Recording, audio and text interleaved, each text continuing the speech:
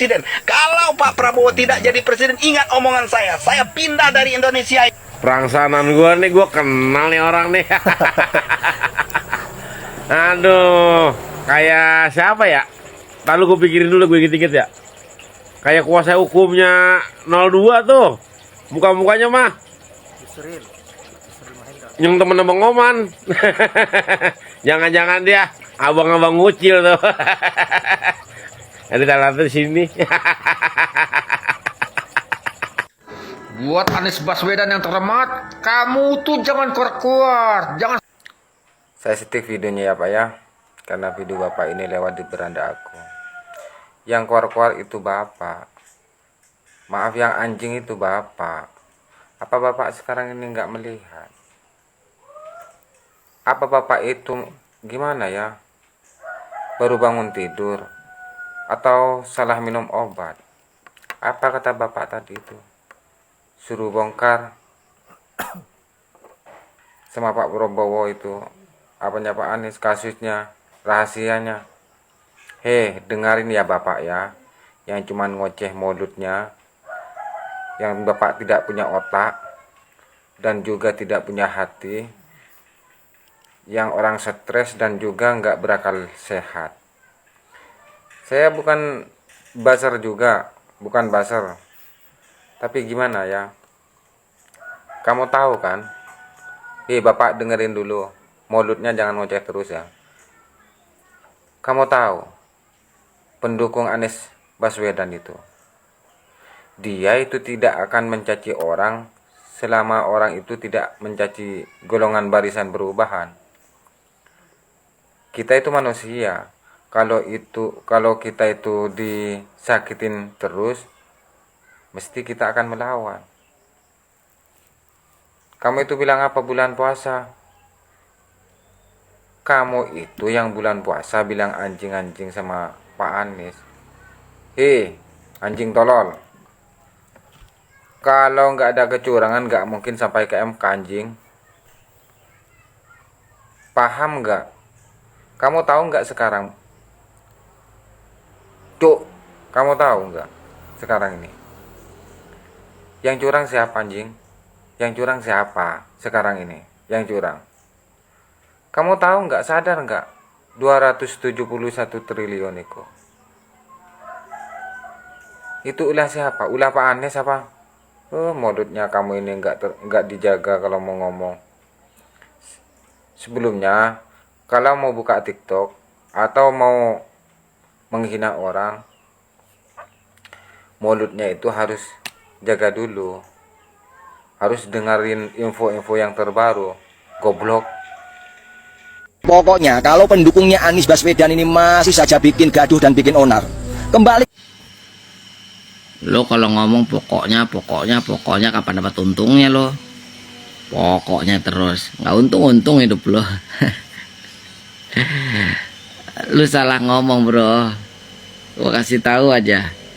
Lu kan tinggal di pedalaman mana tuh? Pedalaman hutan Amazon apa di mana saya nggak tahu. Cuma yang jelas bukanlah orang Indonesia kok ya. Terus lu ngomongin pendukung Anies kalau bikin gaduh. Nggak ada yang bikin gaduh, cuma mulut lu yang gaduh sendiri. Lu rempong lu kayak nenek-nenek nggak kebagian ini, nggak kebagian sembako. Ngecipris kayak nenek-nenek kehabisan sirih. Aduh, gua ngomong sama lu di gimana. Terus demo dulu waktu apa namanya Anies mau jalan gubernur. Itu bukan demo soal Anies ya. Makanya tolong ditambahin ilmunya biar jangan malu lu tuh, tambahin pengetahuannya biar jangan malu. Ya.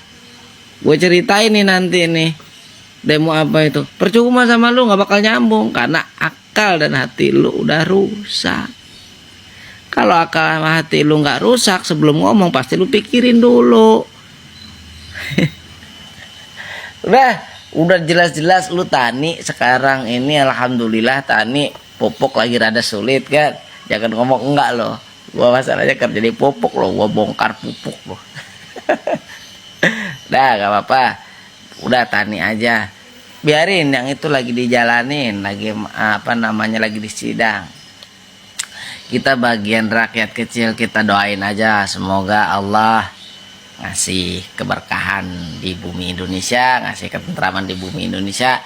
Berdoa menurut agamanya lu masing-masing aja, lu agamanya apa berdoa gitu ya. Udah gitu aja, nggak usah gara-gara beginian laju otak lu rusak, laju gara-gara beginian nih mungkin lu kena apa namanya, kena stage sama saya, rada nyentuh, akhirnya lu ngamuk-ngamuk sama anak istri lu. Jadi jangan ya, sadar. Kalau orang Islam perbanyak istighfar, jangan menebar fitnah. Kalau perkara yang nggak tahu jangan lu ucapin ya. Itu aja, gue cuma sifatnya nyelamatin aja.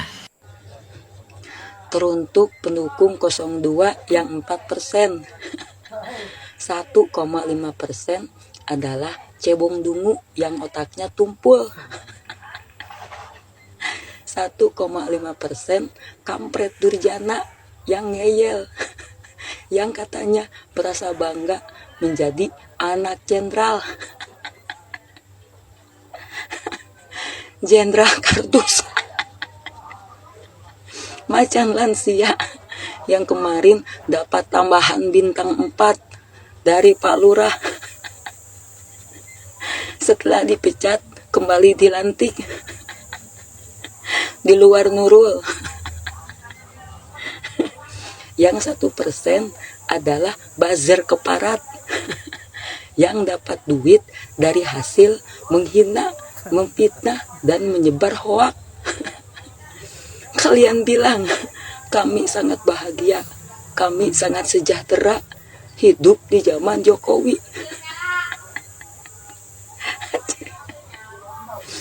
Bangun, bangun.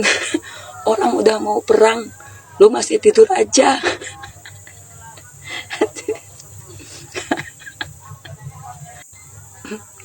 Kami, rakyat Indonesia, merasakan langsung bagaimana hidup di zaman Jokowi.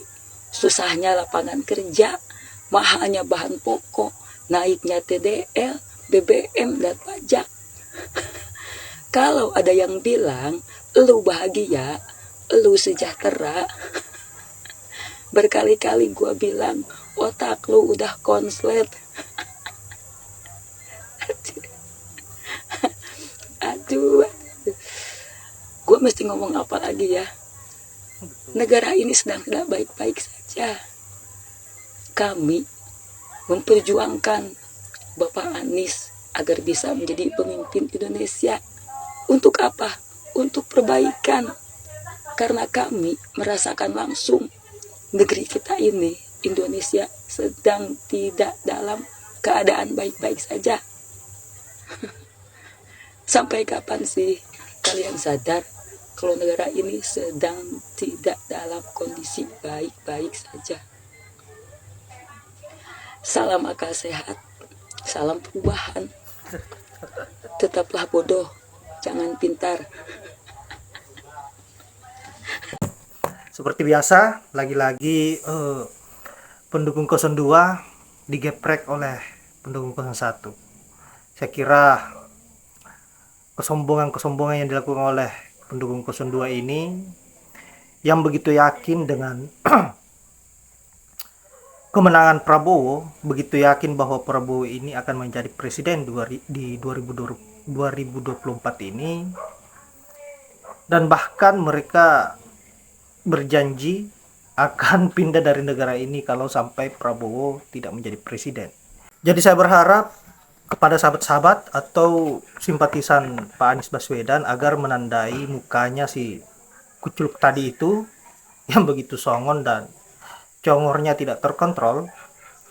Saya kira mereka-mereka ini, 3 orang pengkhianat bangsa ini harus diberikan pelajaran, dan kita harus membuktikan bahwa Prabowo yang melakukan kecurangan-kecurangan, Jokowi sebagai dalang dari semua kecurangan-kecurangan ini harus diberikan pelajaran yang setimpal dengan apa yang mereka lakukan. Dan mudah-mudahan MK bisa netral, MK bisa tegas, dan tidak bisa dikuasai oleh rezim laknat ini, rezim Jokowi. agar apa yang menjadi harapan kita bersama, apa yang menjadi harapan rakyat Indonesia untuk bagaimana Indonesia lebih baik lagi bisa terwujud. Baiklah sahabat-sahabat, itu yang saya sampaikan bahwa tolong tandai mukanya 3 orang curut ini.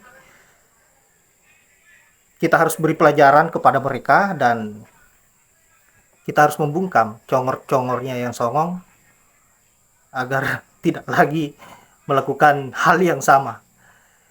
Yang seolah-olah mereka lah penentu dari segala hal yang akan terjadi ke depannya. Dan itu yang harus kita lawan bersama, bahwa kecurangan harus kita kalahkan dengan melawan dengan cara yang jujur. Tentunya kita support sahabat-sahabat yang bergerak hari ini, adik-adik kita mahasiswa yang bergerak hari ini, para tokoh-tokoh dan guru besar yang berusaha memperjuangkan keadilan dan bagaimana agar bisa para pelaku kecurangan bisa dihukum seberat-beratnya. Saya kira hanya itu. Saya akhiri dengan ucapan wallahul muwaffiq ila aqwamit thoriq. Assalamualaikum warahmatullahi wabarakatuh.